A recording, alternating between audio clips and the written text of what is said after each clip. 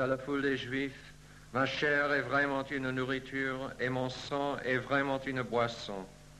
Qui mange ma chair et boit mon sang demeure en moi et moi en lui. De même que m'a envoyé le Père qui est vivant et que je vis par le Père, ainsi celui qui me mange, celui-là vivra par moi. Tel est le pain descendu du ciel. Ce n'est pas comme vos pères qui ont mangé la manne et ils en sont morts. Celui qui mange ce pain-là vivra éternellement. Au nom du Père et du Fils et du Saint-Esprit, ainsi soit-il.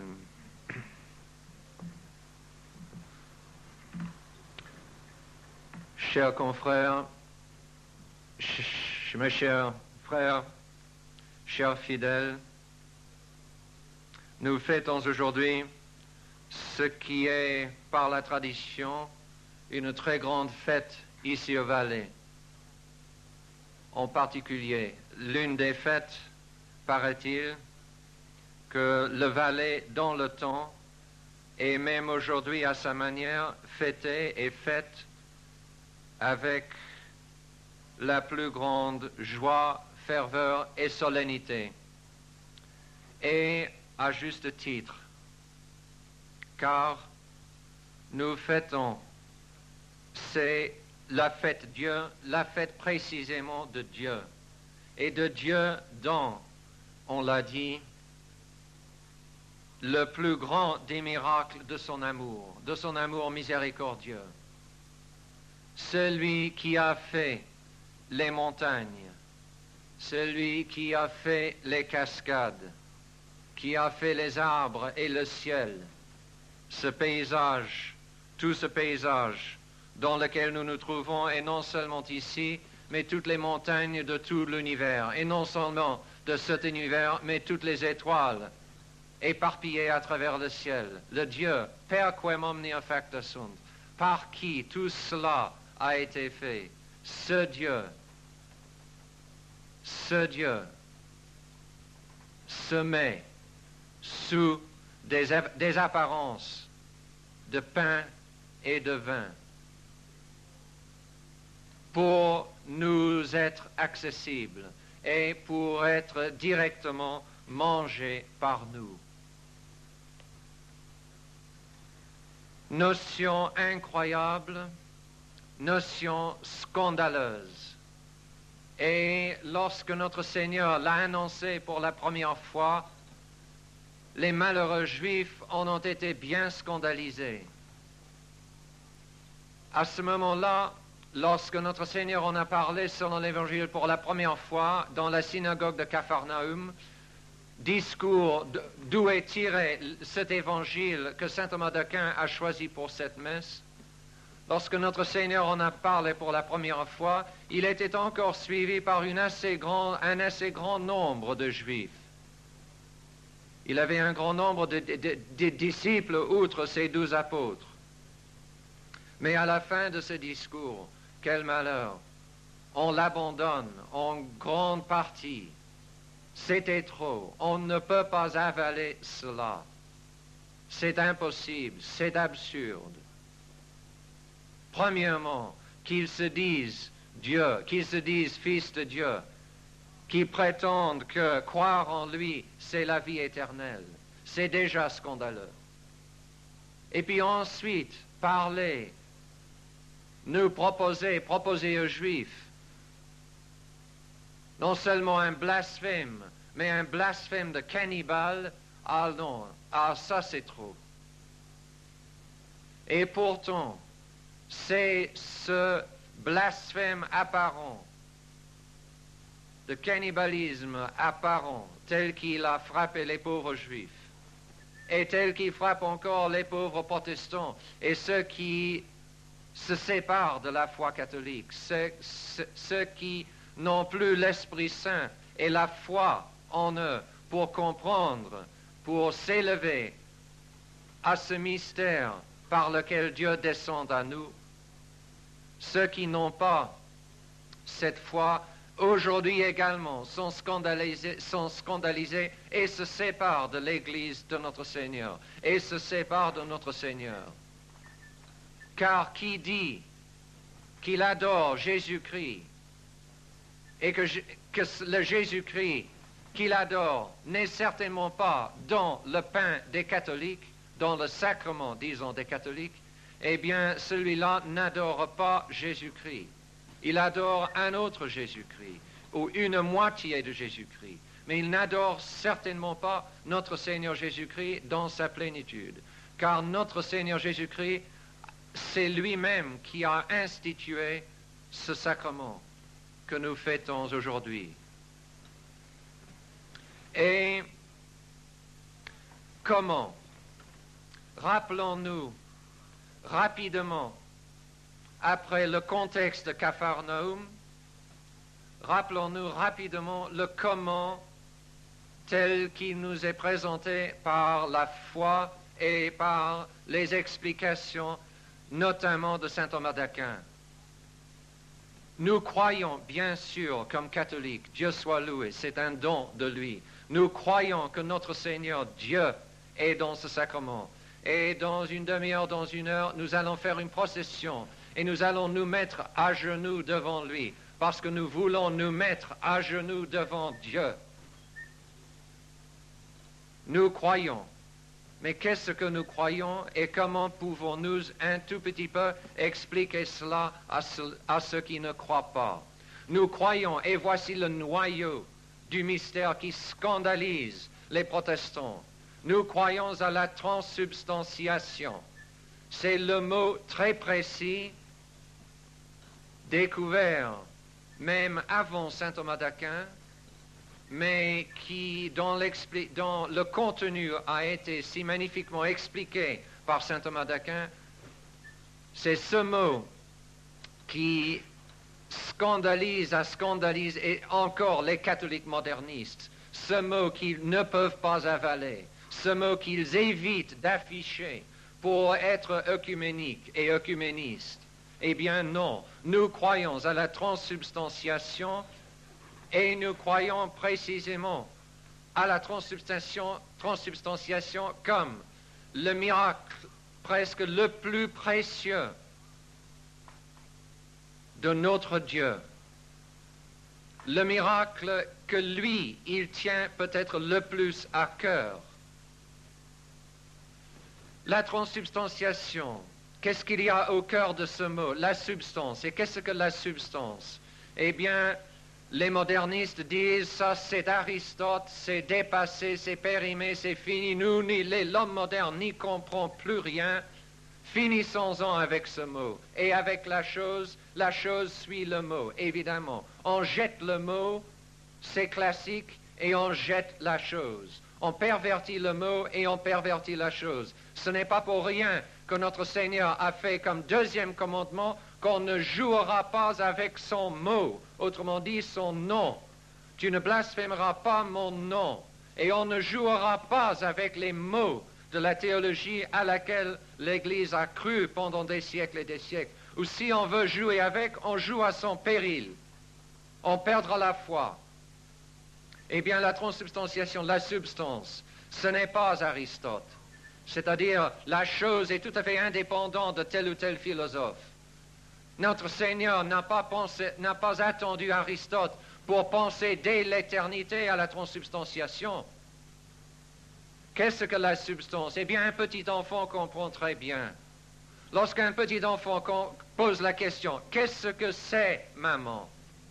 Qu'est-ce que c'est? Il pose la question, quelle est cette substance? Sans le savoir, c'est ça sa question. Le qu'est-ce que c'est ça la substance. Car qu'est-ce que c'est? Vous répondez tout de suite, c'est du pain. Vous ne répondez pas, c'est blanc, ou ça pèse un demi-kilo, ou cela a été fabriqué par un tel, ou cela date d'hier. On ne répond pas comme ça. À la question qu'est-ce que c'est, lorsque le petit enfant pose la question à maman, qu'est-ce que c'est? On répond c'est du pain. Et le pain, il pourrait être brun ou blanc. Il pourrait peser 1 kilo, une moitié de kilo. Il pourrait avoir été fait hier, après-hier, il y a 100 ans. Cela n'a rien à faire à la chose. Même la saveur et le goût. Il y a une grande diversité de goûts pour le pain. Alors évidemment, c'est par ces apparences qui nous sont directement accessibles au sens, c'est par les apparences que nous devinons bien sûr que c'est pain. C'est la couleur et la figure qui nous fait dire et qui nous fait expliquer à l'enfant que c'est du pain. Pourtant, si cela avait des apparences tout à fait autres, on dirait aussi d'un pain brun que c'était du pain. Donc ce n'est pas les apparences qui répondent. On ne répond pas au petit enfant. Qu'est-ce que c'est? Avec des explications, des apparences. On répond avec un nom qui désigne quelque chose qui est sous les apparences. On dit sous. C'est ce qu'Aristote a dit, et les latins, lorsqu'il dit substantia, substance, c'est ce qui est. C'est le qu'est-ce que c'est sous une grande diversité d'apparences. Eh bien alors, la substance et les accidents, c'est le qu'est-ce que c'est et les apparences. Et nous autres catholiques, nous croyons, et de par notre foi, nous savons plus sûrement que nous savons que l'eau se compose d'oxygène et d'hydrogène. De par notre foi, nous savons. Parce que les apparences pouvaient peut-être nous mentir, mais Dieu ne peut pas nous mentir. Et Dieu l'a dit. Ceci est mon corps. Alors nous savons que le qu'est-ce que c'est avant les paroles de consécration et après les paroles de consécration, c'est différent, c'est autre chose, c'est une autre substance. Les apparences restent les mêmes, c'est clair. Nous voyons toujours une hostie blanche qui pèse exactement ce qu'il pesait avant, qui a exactement la même saveur qu'il avait avant, qui n'a pas changé de fabricant, ni changé de l'hostie, qui n'a pas changé de fabricant, ni changé d'histoire, la manière dont il est arrivé, dont il a été fait. Rien de tout cela, rien des apparences ne change, mais le qu'est-ce que c'est change. En sorte que, si le petit enfant demande avant la consécration qu'est-ce que c'est, on répond du pain. Et s'il pose la question après la consécration, on ne répond plus. Nous autres catholiques, nous ne répondons plus c'est du pain. Ce ne l'est pas. Ce n'est plus du pain. Il en a les apparences, mais c'est le corps de notre Seigneur Jésus-Christ. Et sous le pain, par concomitance, dira saint Thomas, le pain, le corps dans lequel le pain est transsubstantié directement, le corps est accompagné du sang, de l'âme et de la divinité de notre Seigneur Jésus-Christ. Parce que là où il y a le corps de notre Seigneur Jésus-Christ, il ne peut pas y avoir la personne. Là où il y a la personne, il ne peut pas y avoir l'âme et la divinité. Et donc, sous l'hostie, il y a le corps, le sang, l'âme et la divinité de notre Seigneur Jésus-Christ. Incroyable. Et pourtant, nous le croyons. C'est précisément ce que nous croyons. Si difficile pour nous parce que les montagnes sont énormes et Dieu doit être tout aussi énorme que les montagnes, mes sens me le disent. Il doit être aussi grand que l'univers. Alors comment est-ce qu'il se met sous une hostie, par exemple? Ou comment est-ce qu'il se met dans un petit calice? Eh bien, c'est que les apparences et le ce que c'est opèrent à deux niveaux différents. Et le ce que c'est n'opère pas selon les apparences de quantité. Et alors, le ce que c'est peut se mettre, dira saint Thomas, si une hostie est fragmentée, eh bien, dans chaque fragment de l'hostie consacrée, il y a tout autant la substance de Dieu qu'il y a sous une grande hostie. Et ce n'est pas un problème ni une question de quantité, c'est une question pour le petit enfant. C'est le qu'est-ce que c'est. Voilà un tout petit peu cerner le noyau de notre mystère catholique, de ce mystère de notre foi catholique. Mais ne nous trompons pas, ne pensons pas que, étant arrivés en quelque sorte à une petite explication par la belle philosophie, ne pensons pas pour autant que nous avons dans nos têtes la mesure de ce que fait Dieu. Malheureux que nous serions, dit l'imitation, malheureux que nous serions si les mystères de Dieu étaient sondables par nos petites têtes. Ah non, nos petites têtes ne peuvent pas et ne pourront jamais, c'est évident, avoir la mesure ou contenir la mesure de ce mystère de l'amour de Dieu. Que Dieu se mette sous une hostie pour être mangé par nous. Quel scandale! Et pourtant notre Seigneur, et c'était précisément cela qui scandalisait les Juifs entre d'autres, le cannibalisme. Eh bien, notre Seigneur ne démord pas pour autant. La religion scandalise l'homme moderne, le catholicisme scandalise l'homme moderne. C'est le moment de démordre jamais de la vie. C'est le moment de planter le clou, de planter les mystères de la foi et de les planter dans leur caractère mystérieux plus que jamais. On ne cède pas lorsque le démon attaque. Et notre Seigneur ne cède pas. Malheur qu'un certain concile n'aurait pas pensé à imiter notre Seigneur. Les Juifs sont scandalisés. Il va nous donner sa chair à manger et son sang à boire. Notre Seigneur répond, « Je suis le pain vivant qui est descendu du ciel. Si quelqu'un mange de ce pain, il vivra éternellement. Et le pain que je donnerai, c'est ma chair pour la vie du monde. » Les Juifs discutaient donc entre eux et disaient, « Comment cet homme peut-il nous donner sa chair à manger ?»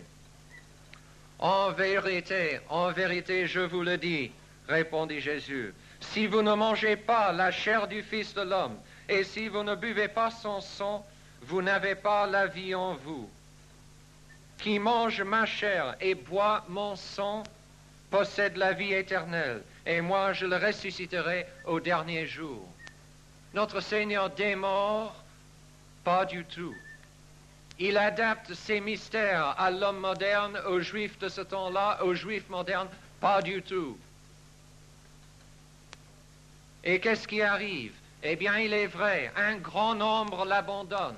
Mais qui est-ce qui reste avec lui? Un petit nombre qui, par leur foi entre d'autres, dans le sang et le corps de notre Seigneur Jésus-Christ, vaincra le monde. Ce sont des conquistadores, ces apôtres, de par leur foi, et non pas de par leur faux scientisme.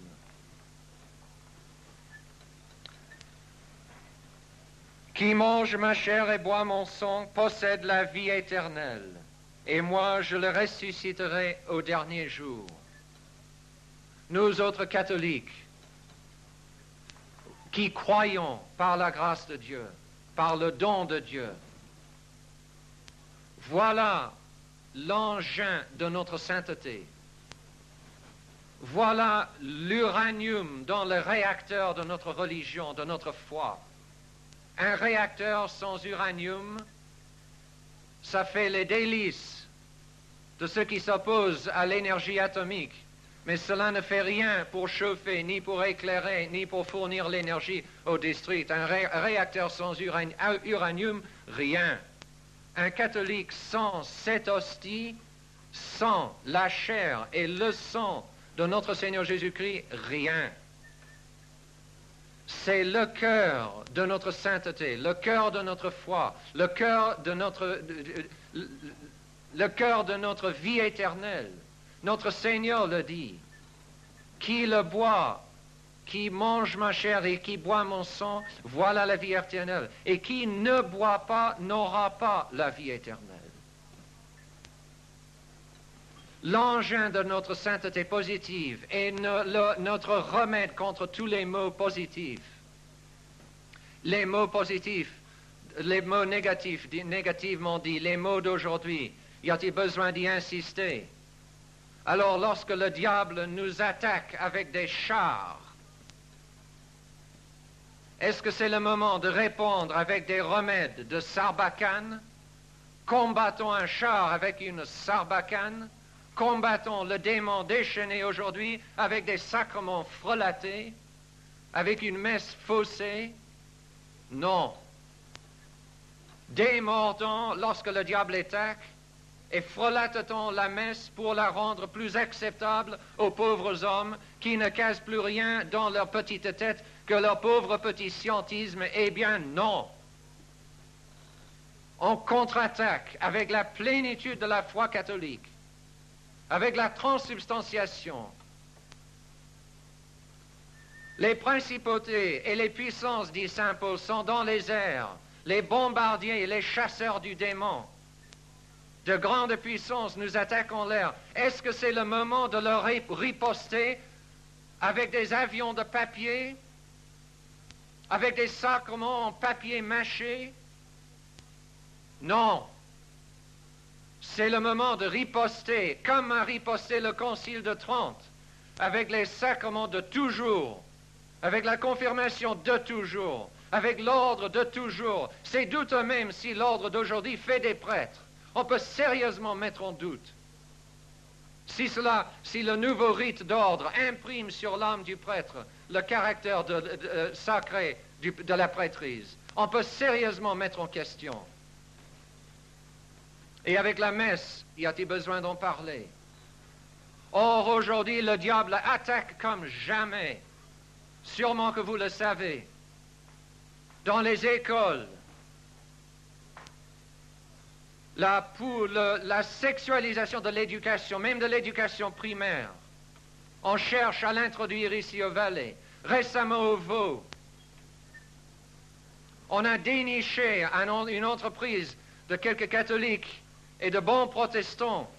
Ils ont déniché le serpent qui cherche à pourrir directement les enfants. Et ils ont fait donner par des officiels responsables de cette éducation, ils ont fait donner des réponses qui montrent bien à qui on a affaire et ce que le diable nous lance aujourd'hui comme attaque.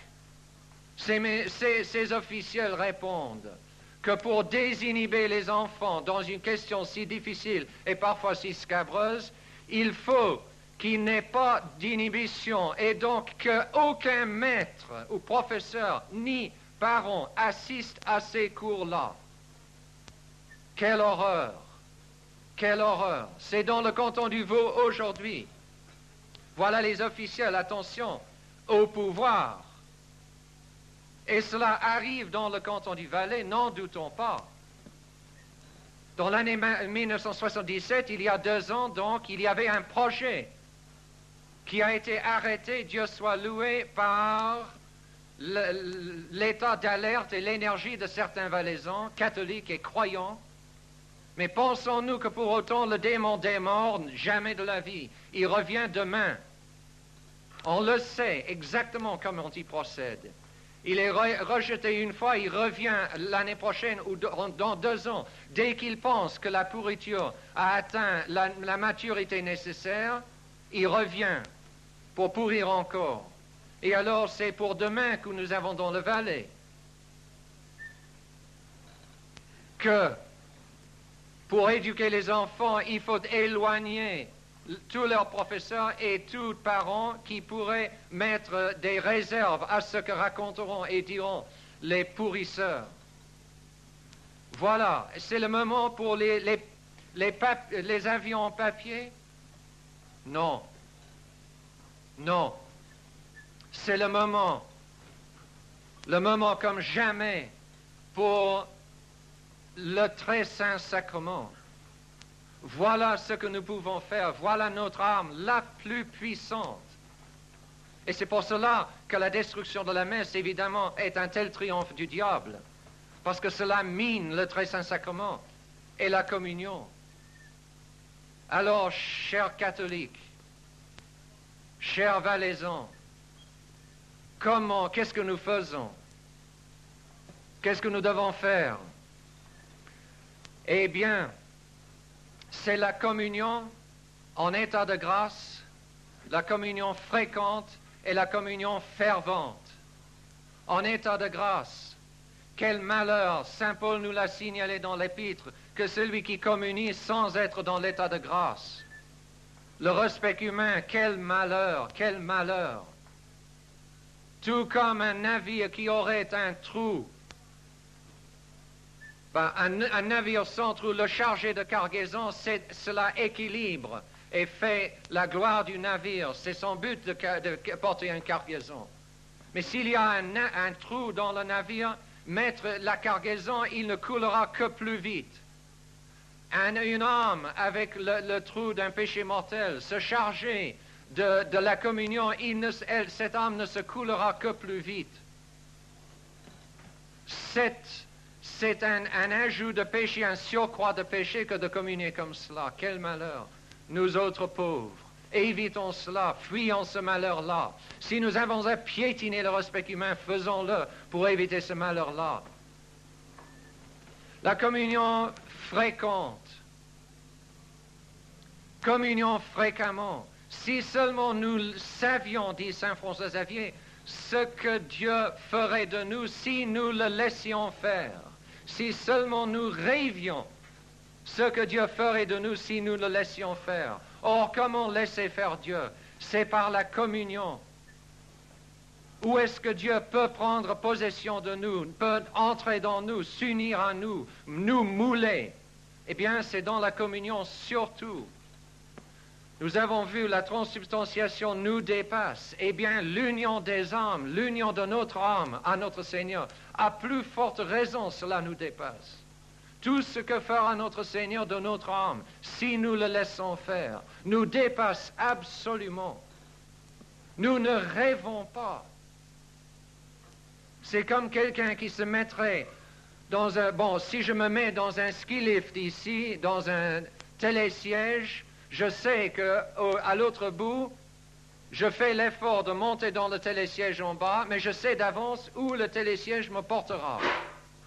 Eh bien, communier, c'est se mettre dans le télésiège du Seigneur. Je fais un effort, je m'y mets, et puis le Seigneur me porte, et il me porte en haut. Mais la différence est celle-ci, que je ne sais absolument pas où le Seigneur me transporte. Qu'est-ce qu'il dit lui-même? Il me transporte à la vie éternelle. Qui boit mon sang et mange ma chair, il possède la vie éternelle. C'est comme si on se mettait dans un télésiège qui a vie éternelle écrit sur le guichet. Mais c'est bien cela. Eh bien, nous nous donnons le temps et la peine et l'argent pour nous mettre dans le télésiège pour admirer la beauté des montagnes du Seigneur. Eh bien, donnons-nous le temps, prenons le temps, donnons-nous la peine de venir fréquemment communier. Voilà notre force, voilà ce qui arrêtera le diable, et rien d'autre. C'est la messe et la communion qui va arrêter le diable dans le Valais, et rien d'autre. C'est la foi catholique, et seulement la foi catholique. Le Valais est quadrillé aujourd'hui par les témoins de Jéhovah. Et les témoins de Jéhovah qui font la magie noire, qui attaquent les jeunes gens avec la magie noire. J'en connais un cas tout récemment dans le canton de Neuchâtel. Cela arrivera ici, si ce n'est déjà arrivé. C'est le moment pour les avions en papier, pour les sarbacanes. Non, c'est le moment pour la communion. Alertons-nous, dressons-nous, faisons un effort. La communion fréquente. Et alors la communion fervente. Qu'est-ce que c'est? Comment faut-il faire une communion fervente? Eh bien, l'essentiel, c'est la foi et la charité. Que nous y croyons, que nous croyons que le Seigneur fera de nous ce qu'il voudra. Et ce que nous ne rêvons pas.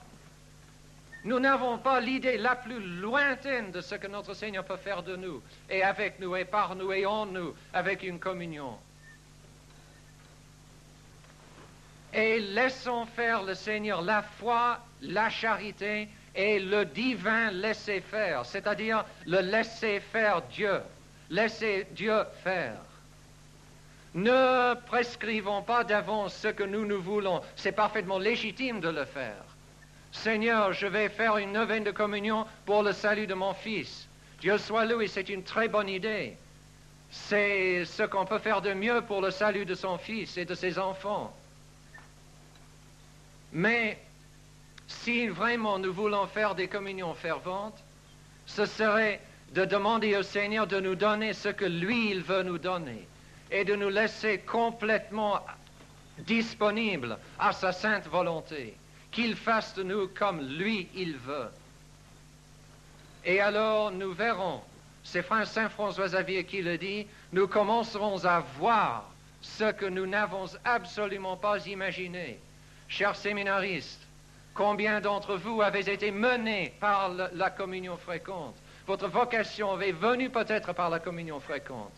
C'est en communion, en prenant l'habitude de communier, que vous avez chassé la mentalité du monde et de cette misérable machine, et que vous avez installé peu à peu, que le Seigneur a installé en vous, peu à peu, sa mentalité à lui, sa manière de penser à lui. Pourquoi pas la vocation?